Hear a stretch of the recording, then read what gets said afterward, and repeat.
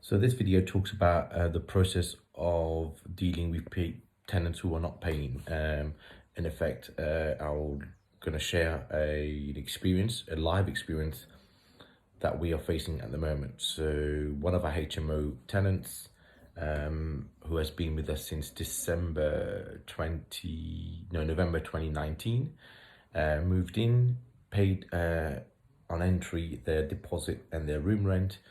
Paid again in December, so the first month after the initial move, and then since then we're now in May 2020, has not paid at all.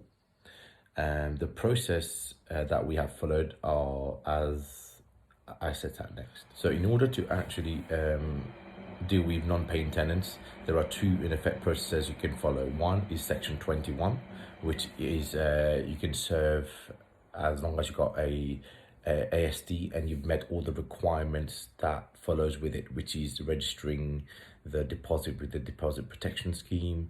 You've served them with the EPC, the gas cert, and also the how to rent guide on entry, and you have proof that you've done that. If you have that, then that's probably the easiest way of gaining possession from a tenant. So you would serve section 21 2 months before the actual end of the tenancy, give them the notice that you will not renew their tenancy.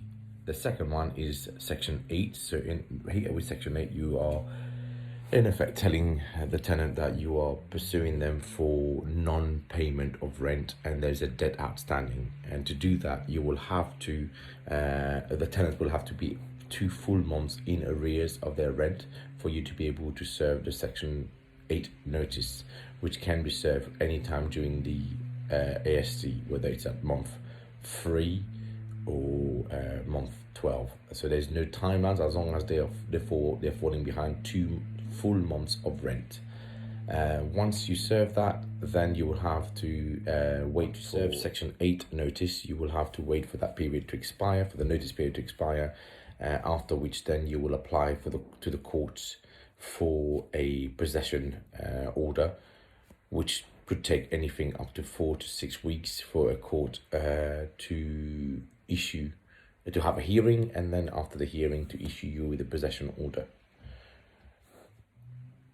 If you have been given a possession order in the courts, the tenants will be given notice of that, after which then you will have to employ the services of a bailiff or a sheriff to enforce the possession, which then means that on the day of that notice expiring, the tenant will then be in bracket forced out, with the sheriff coming in to actually evict the tenant.